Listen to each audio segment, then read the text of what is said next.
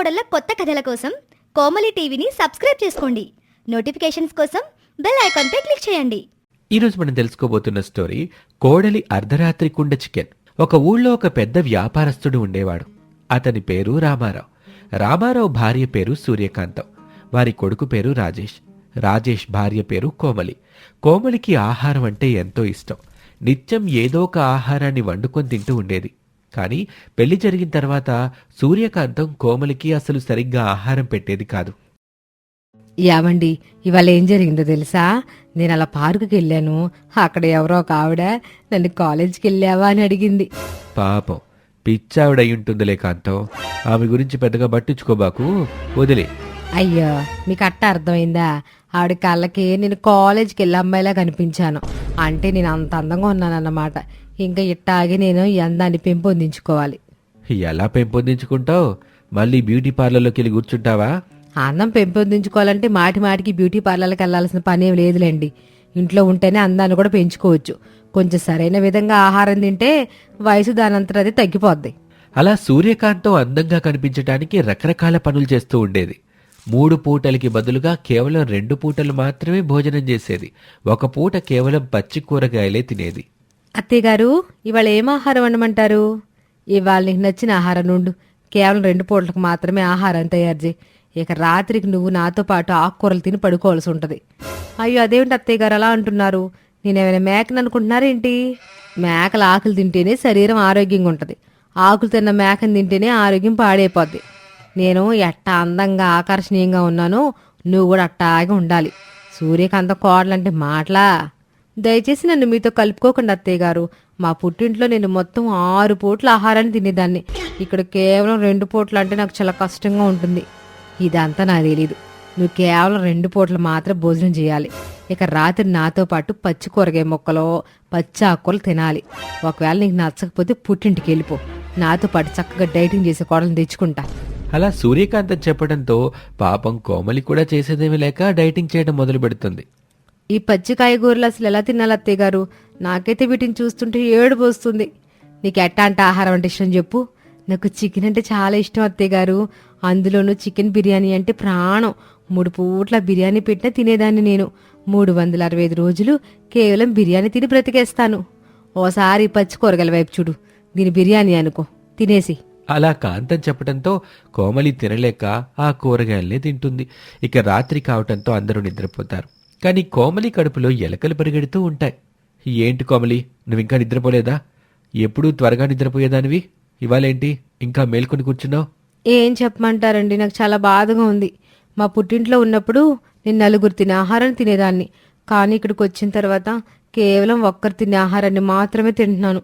అందులోనూ కేవలం 2 పూట్ల మాత్రమే ఆహారం తినాలని మీ అమ్మగారు ఆదేశాన్ని జారీ చేశారు. ఇక అప్పటి నుంచి నాకు ఆకలి బాగా పెరిగిపోతుంది. నాకేమో చికెన్ బిర్యానీ తినాలని ఉంది. వెంటనే వెనక వైపు వాకుల నుండి బయటికెళ్ళి నా కోసం బిర్యానీ తీసుకురావచ్చు కదా. నీకేంటి తల్లి, నువ్వెన్నైనా చెప్తావు. రోజంతా ఆఫీస్లో కష్టపడి నాకు బాగా నిద్ర వస్తుంది. నన్ను అసలు కదిలించుకు నువ్వు. అలా రాజేష్ నిద్రపోతాడు. మరోవైపు ఆహారం గురించి ఆలోచిస్తున్న కోమలికి ఒక అద్భుతమైన ఉపాయం వస్తుంది. అత్తయ్య గారు గాఢ నిద్రలో ఉండుంటారు. ఒకసారి కనుక నిద్రపోయారంటే భూకంపం వచ్చినా అసలు నిద్రే లేవదు. మావయ్య గారు కూడా అంతే. ఈయనేమో ఆఫీసులో బాగా కష్టపడి వచ్చారు కనుక నేను లేపిన నిద్ర లేవరు. నాకు ఇదే సరైన టైం.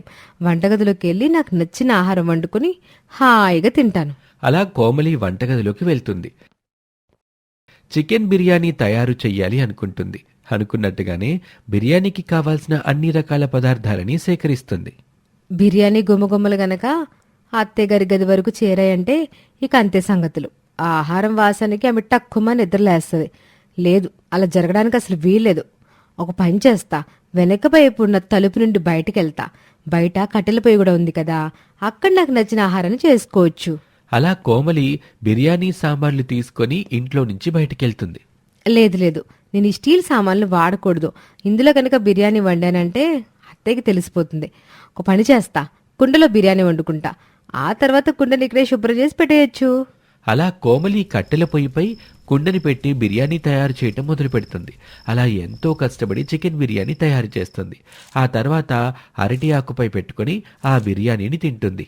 ఎంత అద్భుతంగా ఉందో! మామూలు రోజుల్లో కంటే ఈ రోజు బిర్యానీ ఇంకా అద్భుతంగా వచ్చింది. కట్టెలు పొయ్యి అలాగే కుండలో చేస్తే ఏ వంటకమైనా అద్భుతంగానే వస్తుంది. ఆహా, నిజంగా నేను అదృష్టవంతురాల్ని. అంటూ కోమలి ఆ బిర్యానీ మొత్తం తినేస్తుంది. ఆ తర్వాత కుండని శుభ్రం చేసి అక్కడే పెట్టి తిరిగి ఇంట్లోపలికి వెళ్ళిపోతుంది. అలా ఆ రాత్రి కాస్తా గడిచిపోతుంది. మరుసటి రోజు సూర్యకాంతం నిద్రలేచి కోమలిని ఇలా అడుగుతుంది. రాత్రి మనం కేవలం ఆకుకూరలు తిని నిద్రపోయావా? చూసావా ఇప్పుడు శరీరం ఎంత తేలిగ్గా ఉందో? అవునత్తయ్య గారు, నా శరీరం కూడా చాలా తేలిగ్గా ఉంది. అసలే బయట హోరుగా గాలి వస్తుంది. నేను బయటికి వెళ్ళలేను అత్తయ్య గారు. ఇంత తేలిగ్గా మారిపోయినా నా శరీరం కాస్త ఎగిరిపోతే ఇక అంతే సంగతులు. అంటూ కోమలి వంటగదిలోకి వెళ్తుంది. ఇదిగో కోమలి, ఇవాళ నాకు చికెన్ బిర్యానీ తినాలని కోరికగా ఉంది. కాస్త తక్కువ నూనె, తక్కువ ఉప్పు కారాలు వేసి చికెన్ బిర్యానీ తయారు చేయకూడదు? ఏంటి, మళ్ళీ బిర్యానీయా? మళ్ళీనా? అంటే ఈ మధ్య ఎప్పుడే నాకు తెలియకుండా బిర్యానీ చేసావా? కల్లో ఎప్పుడో చేసుకుని ఉండాలి అత్తయ్య గారు. అత్తయ్య గారు, మనం డైట్లో ఉన్నాం కదా, ఇలాంటి చెత్త అంతా తింటే ఎలా చెప్పండి? మీకు సిరిధాన్యాలతో ఆహారం వండుతాను. చూడండి మీరెంత అందంగా ఉన్నారో. ఇలాంటి బిర్యానీలు తింటే మీ అందం కాస్త తగ్గిపోతుంది. వద్దొద్దు, మీ అందం ఎప్పటికీ తగ్గకూడదు. అలా కోమలి బిర్యానీని వండటం మానేస్తుంది. అలాగే తన మనసులో ఇలా అనుకుంటుంది. బిర్యానీ కేవలం నేను మాత్రమే వండుకోవాలి, అది కూడా ప్రశాంతంగా అర్ధరాత్రి వండుకుంటాను. అలా అనుకుంటూ కోమలి ఒక సాధారణ భోజనాన్ని తయారు చేసి ఇంట్లో అందరికీ వడ్డిస్తుంది. తాను కూడా అదే తింటుంది. నేను నాకుకూరలు తిన్నాగా, ఇవాళ పచ్చి కూరగాయలు తిన్నాంలే. అందులోనూ ఈ పచ్చి కాకరకాయలు కాస్త ఎక్కువగా తినాలి. అయినా అత్తయ్య గారు, ఇలాంటివన్నీ తినాలని మీకు ఎవరు చెప్పారు? ఇవన్నీ తినాలని ప్రత్యేకంగా ఎవరు చెప్పలేదులే, నేనే కనుక్కున్నా. ఇలాంటి డైట్ నాకు చెప్తే చెప్పారు, కానీ ఊర్లో ఎవరికి చెప్పకండి అత్తయ్య గారు. అలా చెప్పారంటే తప్పకుండా మన ఇంటిపై దాడికి వస్తారు. అలా మళ్ళీ తినలేక ఆ కూరగాయల్ని తింటుంది కోమలి. ఆ తర్వాత వెళ్ళి నిద్రపోతుంది. సరిగ్గా అర్ధరాత్రి నిద్రలేచి ఇంటి వెనక వైపుకు వెళ్తుంది. బిర్యానీ వండుకుని తింటుంది. అలా ప్రతిరోజు చేస్తుంది కోమలి. ప్రతిరోజు బిర్యానీ వండుకొని హాయిగా తినేది. ఒకరోజు ఎప్పట్లాగానే బిర్యానీ వండుతూ ఉంటుంది. ఏంటి, ఈ సమయంలో ఎక్కడో ఏదో వండుతున్నట్టు వాసన వస్తుంది? అరే అవును, మీరు చెబుతుంటే నాకు కూడా అదే అనిపిస్తుంది. ఈ టైంలో ఎవరు వండుతుంటారబ్బా? అలా రామారావు, సూర్యకాంతం ఇద్దరూ లేచి రాజేష్ దగ్గరికి వెళ్తారు. ఆ సమయంలో రాజేష్ గాఢ నిద్రలో ఉంటాడు. అతన్ని కూడా నిద్రలేపి వంటగదికి తీసుకెళ్తారు. వంటగదిలో అయితే ఎవరూ లేరు. మరెక్కడి నుంచి ఇంత మంచి సువాసన వస్తుంది? అలా వారంతా సువాసనని వెంబడిస్తూ ఇంటి వెనక వైపుకు వెళ్తారు. అక్కడ కోమలి చికెన్ బిర్యానీ వండుతూ ఉంటుంది. అది చూసి అందరూ ఆశ్చర్యపోతారు. ఎప్పటి నుంచి జరుగుతుంది ఎలాగా? నాకు తెలియకుండా రాత్రి టైంలో బిర్యానీ తయారు చేసుకుని తింటా ఉన్నావా? అంటే అత్తయ్య గారు, అది అసలు ఏం జరిగిందంటే, ఆహా, వాసన చాలా అద్భుతంగా వస్తుంది. ఏది, నన్ను కాస్త రుచి చూడండి. బా, ఎంత బాగుందో. నాకు కూడా ఈ బిర్యానీని చూస్తూ ఉంటే ఆకలి కలుగుతుంది. అయితే ఇంకెందుకు ఆలస్యం అత్తయ్య గారు, వెంటనే అరిటాకులు కోసుకొని వస్తాను. అందరం కూర్చుని భోజనం చేద్దాం. అలా అర్ధరాత్రి సమయంలో అందరూ కూర్చొని కోమలి తయారు చేసిన కుండ బిర్యానీ తింటారు. అత్తయ్య గారు, ఈవేళ మా అందరికంటే మీకే ఎక్కువ ఆకలి ఉన్నట్టుంది. అవును, ఒక నెల రోజుల నుంచి పచ్చి ఆకుకూరలు తింటా ఉన్నానుగా, అందుకే ఎక్కువగా ఆకలిగా ఉంది. నేను పచ్చి ఆకుకూరలు తింటమే కాకుండా నిన్ను కూడా తినమని బలవంతం పెట్టా. అందుకే నువ్వు ఆకలితో ఉండలేక రాత్రిపూట ఇంటి నుండి బయటకు వచ్చి మరీ ఆహారం వండుకొని ఉన్నావు. నన్ను క్షమించుకోమలి. ప్రస్తుతం నువ్వు చిన్నపిల్లవి, నీకు ఎట్లాంటి డైటింగ్లు అవసరం లేదులే. నువ్వు బాగా తిని ఆరోగ్యంగా ఉండు. కొన్ని రోజులు గడిచిన తర్వాత నీకే ఆరోగ్యంపై శ్రద్ధ కలుగుద్ది. అప్పుడు నీ అంతటి నువ్వే డైట్ మొదలు పెడతావు. అప్పుడు దాకా నిన్ను అసలు విసిగిచ్చను. అలా సూర్యకాంతం కోమలితో చెప్తుంది. కోమలి ఆ మాట విని ఎగిరి గంతేస్తుంది. ఇక ఆ రోజు నుంచి కోమలి తనకిష్టం వచ్చిన ఆహారాన్ని ఇంట్లో పగటిపూటే వండుకొని తినేది. ఎవ్వరూ తనకి అడ్డు చెప్పేవాళ్ళు కాదు. ఇది వాళ్ళటి కథ. మరొక ఆసక్తికర కథలో మళ్ళీ కలుద్దాం. అంతవరకు సెలవు, నమస్తే. అనగనగా రామాపురం అనే ఓ అందమైన పల్లెటూరుండేది. ఆ ఊళ్ళో సూర్యకాంతం దంపతులు వ్యవసాయం చేస్తూ జీవించేవారు. వారికి 2 పిల్లలు.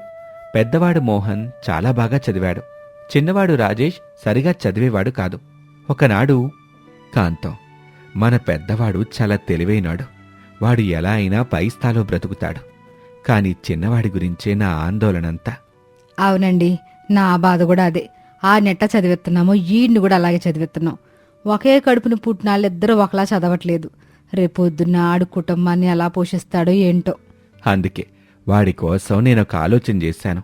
మన ఊరికి కొత్తగా పట్నం నుండి ఓ కుటుంబం వచ్చిందిగా. ఆ సైంటిస్ట్ బాబుకి పిల్లలేరంట. అతని భార్య కూడా చాలా మంచిది. అవునవును, నాకు కూడా తెలుసు. ఎవరైనా పిల్లల్ని దత్తతిస్తారేమోనని ఎదురు చూస్తున్నారు. అయితే ఇప్పుడు ఏమంటారు? ఏం లేదు కాంతం, మన చిన్నాన్ని వాళ్ళకి దత్తత ఇచ్చేస్తే ఆ లాస్తి వాడికి కలిసొచ్చిద్దిగా. పైగా చదువుకున్నోళ్ళు ఏవో 4 అక్షర ముక్కలు ఆళ్లే చెప్తారు. అప్పుడు వీడు కూడా ఓ ప్రయోజకుడు అవుతాడని నా ఉద్దేశం. నేను రాజేష్కి నచ్చజెప్పాను కూడా. ఆడు కూడా ఆ కుటుంబానికి వెళ్ళటానికి ఎలాంటి అభ్యంతరం చెప్పటం లేదు. ఇది బాగానే ఉంది. నా పిల్లల్ని ఎవరికి ఇచ్చేయాలా? అంత కర్మ నాకేం బట్ల. ఆడంటే చిన్నపిల్లాడు. ఆయన ఇవన్నీ ఆడుతూ మీకు చెప్పమని ఎవరు చెప్పారు? అంటూ అక్కడి నుంచి కోపంగా సూర్యకాంతం వెళ్ళిపోతుంది. సైంటిస్టు భార్య అయిన శ్యామల గుడికి వెళ్లి పిల్లల కోసం ప్రార్థిస్తూ ఉంటుంది. భగవంతుడా, మాకు చదువుంది, మంచి సంపాదన ఉంది, ఆస్తిపాస్తులున్నాయి, కానీ పిల్లలే లేరు. ఎందరి చేతనో అవమానాలు పడుతున్నామని మా ఊరు వదిలిపెట్టి ఈ పల్లెటూరు వచ్చి చేరుకున్నాం. కనీసం మాకు దత్తతకైనా ఒక కుమారుణ్ణి ప్రసాదించవయ్యా. సరిగ్గా అదే సమయానికి సూర్యకాంతం కూడా పూజ చేసుకోవడానికి అక్కడికి వస్తుంది. శ్యామల చెప్పిన మాటలన్నీ విని ఎంతగానో బాధపడుతుంది. శ్యామల గారు, మీరు బాధపడబాకండి. మీ బాధ చూస్తే నాకు బాధగానే అనిపిస్తుంది. మీకు తెలియందేమీ లేదు. మేము చాలా పేదవాళ్ళం. 2 పిల్లల్ని ఎంతో కష్టపడి పెంచుకుంటున్నాం. 6లో ఒకరిని దత్తతిచ్చే ఆలోచన మాకెప్పుడూ లేదు. కానీ మీ బాధ చూస్తే మనసు కరిగిపోతుంది. సూర్యకాంతం గారు, మీరు ఒప్పుకుంటే మీ చిన్నాడిని మేము దత్తత తీసుకుంటాం. మీ పిల్లాడిని మా పిల్లాడిగా పెంచుకుంటాం. మీకోసం వాడిని మీ కళ్ళ ముందే ఉంచేందుకు ఇదే ఊరిలో ఉంటాం. దయచేసి మాకు ఈ అవకాశాన్ని ఇవ్వండి. అలా సూర్యకాంతం శ్యామల మాట్లాడుకుని రాజేష్ని వాళ్లకు దత్తతిచ్చేందుకు నిర్ణయించుకుంటారు. రాజేష్ శ్యామల సూర్యారావు దంపతుల దగ్గర పెరిగి పెద్దవాడవుతాడు. రామారావు సూర్యకాంతం దంపతుల దగ్గర మోహన్ కూడా పెరిగి పెద్దవాడవుతాడు. అన్నయ్య, అమ్మా నాన్న ఎలా ఉన్నారు? ప్రతిరోజు నేను ఇంటికి వస్తుంటే అనవసరంగా దత్తత ఇచ్చేశానని అమ్మ ఏడుస్తుందని ఈ మధ్య రావటం లేదు. కానీ వాళ్ళని చూడకుండా నేను ఉండలేకపోతున్నాను. వాళ్ళు బానే ఉన్నారా? మీ అమ్మ నాన్న ఎలా ఉన్నారు? నువ్వే ప్రాణంగా బతుకుతున్నారు వాళ్ళు. నిజంగా నువ్వు వాళ్ళ కడుపును పుట్టకపోయినా వాళ్ళు నిన్ను కన్నబిడ్డలా చూసుకుంటున్నారు. నువ్వు కూడా వాళ్ళని కన్న తల్లిదండ్రుల్లా చూసుకోవటం నీ బాధ్యత. అవునరా, నాకు అమ్మా నాన్న ఎంతో ఈ అమ్మ నాన్న కూడా అంతే. పైగా మన అమ్మా నాన్నల్ని చూసుకోవడానికి నువ్వు ఉన్నావు. వీళ్ళు మాత్రం అన్నీ నేనే అనుకుని బ్రతుకుతున్నారు. కనుక వీళ్ళ బాగోగులు నా బాధ్యతే. అదంతా సరేగాని అసలు నువ్వు ఇక్కడికి నన్ను ఎందుకు అర్జెంటుగా రమ్మన్నావు? ఆ వచ్చేదేదో నువ్వే మా ఇంటికి వచ్చుంటే ఈ 4 మాటలు అక్కడే మాట్లాడుకునే వాళ్ళంగా. అదేం లేదురా, నీకు తెలుసుగా, చాందిని నా క్లాస్మేట్. తనంటే నాకు చాలా ఇష్టం. ఆమె కూడా నన్ను ప్రేమిస్తుంది. కానీ వాళ్ళదేమో ధనవంతుల కుటుంబం. నా పరిస్థితి చూస్తే ఉద్యోగం తప్ప మరి ఇంకేమీ లేదు. అయితే ఏమైందిరా, నువ్వు గ్రూప్ 1 ఆఫీసర్వి కదా. కానీ చదువులేని చాందిని నాన్న ఎవరికి ఎక్కువ ఆస్తులుంటే వాళ్ళకే తన కూతుర్ని ఇస్తానని బలంగా పట్టుబడుతున్నాడ్రా. సరే, నీ పరిస్థితి నాకు అర్థమైంది. మనం వెళ్ళి మన నాన్నతో మాట్లాడితే ఈ ప్రాబ్లంకి అసలైన సొల్యూషన్ ఆయన చెప్తారు. ఇలా అనుకుంటూ రాజేష్ ఇంకా మోహన్ శ్యామల భర్తైన సూర్యారావు దగ్గరికి వెళ్తారు. అంతేనా? ఈ మాత్రం సమస్యకే ఇంత బాధపడాలా? నీ పేరు మీద ఎంత ఆస్తి కావాలో చెప్పు, నేనిప్పుడే రాసిస్తాను. అయ్యో, అది సమస్యను ఇంకాస్త పెంచుతుంది. తాతల తండ్రుల నాటి నుండి ఆస్తి ఉండాలనేది చాందిని వాళ్ళ నాన్నగారి ఆలోచన. ఓహో, ఇదే సంగతైతే నా దగ్గర ఒక ఉపాయం ఉంది. నాన్న రాజేష్, నా ల్యాబ్లో ఒక టైం మిషన్ ఉంటుంది, నీకు తెలుసు కదా. అందులో మనం టైం ట్రావెల్ చేసి మీ నాన్నగారి నాన్నకు కొంత డబ్బునిచ్చి కాస్త ఆస్తి ఉండేలా చేద్దాం. ఆ ఆస్తి పత్రాలు తన కొడుకు పిల్లలైన మీకు చెందుతాయన్నట్టు ఒక వీలునామా రాసి దాన్ని మీ ఇంటి పెరట్లో పాతి పెడదాం. అలా చేద్దాం. మళ్ళీ మనం వెనక్కొచ్చి ఇంటికి వెళ్ళి అక్కడ తవ్వి చూస్తే సరిపోతుంది. ఇలా అనుకుని ముగ్గురు అనుకున్నట్టుగానే చేస్తారు. అమ్మా, నాన్న, ఇటు చూడండి, తాతగారు మన కోసం కొంత పొలాన్ని దాచిపెట్టారు. దేవుడా, ఈ విషయాన్ని మా దగ్గర ఇన్నాళ్ళెందుకు దాచావయ్యా? ఈ విషయం తెలియక నా చిన్న కొడుకుని దత్తతిచ్చేశాను. సర్లే, నా పెద్ద కొడుకు కూడా బాగుపడినట్లే. ఏవండి, మన పెద్దోడు ఇంకా చాందిని ప్రేమించుకుంటున్నారు. ఈ ఆశని చూపించి చాందిని మన ఇంటి కోడలుగా తెచ్చుకుందాం. ఇలా చెప్పి ఆ పత్రాల్ని పట్టుకుని రామారావు దంపతులు మోహన్తో పాటు చాందిని వాళ్ళ ఇంటికి వెళ్తారు. రామారావు, నీకు తెలుసు కదా, నేను నా కూతుర్ని ఉద్యోగస్తుడికి ఇవ్వాలనుకోవటం లేదు. అవును, నాకు తెలుసు లక్ష్మయ్య. కానీ మా నాన్నగారు కొంత పొలాన్ని కొని ఆస్తి పత్రాల్ని చెట్టు కింద దాచిపెట్టారు. మాకు అవసరమైనప్పుడు పనికొచ్చేలా చేశారు. ఓహో, ఈ పొలమా? ఇది ఇన్నాళ్ళు నేను గవర్నమెంట్ వాళ్ళదేమో అనుకున్నాను. పోనీలేండి, మంచిదే. ఈ ఆస్తి విలువ ఇప్పుడు చాలా ఎక్కువ. నా కూతుర్ని మీ ఇంటికి ఇవ్వటంలో నాకెలాంటి అభ్యంతరం లేదు. కానీ ఇందులో ఆ ఆస్తంతా నీకోసమని మీ నాన్నగారు చెప్పారు. మీ తర్వాత మీ ఆస్తంతా మీ ఇద్దరు పిల్లలకు సరిసమానంగా వెళ్తుంది. అంటే ఈ ఆస్తిలో సగభాగం మాత్రమే మోహన్కొస్తుంది. మిగతా సగభాగం మీ చిన్న కొడుకైన రాజేష్కు వెళ్తుంది. నువ్వు దత్తతిచ్చినా సరే తను కూడా నీ కొడుకన్న విషయం మర్చిపోకు. కనుక ఈ సగభాగం ఆస్తికి నేను నా కూతుర్ని మీ ఇంటికి కోడల్ని చేయలేను. లక్ష్మయ్య ఇలా అనేసరికి మళ్లీ దిగులుగా వచ్చి జరిగిందంతా సూర్యారావుతో చెప్తాడు. ఇలా అయితే చాందినికి నాకు పెళ్లి జరిగే అవకాశమే లేదు.